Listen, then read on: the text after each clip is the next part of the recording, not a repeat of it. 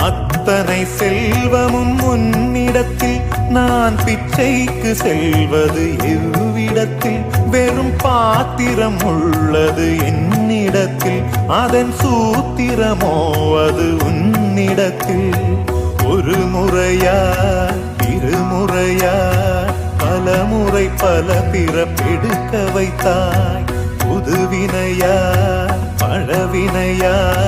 கணம் கணம் தினம் என்னை துடிக்க வைத்தாய் பொருளுக்கு அலைந்திடும் பொருளற்ற வாழ்க்கையும் துரத்துதே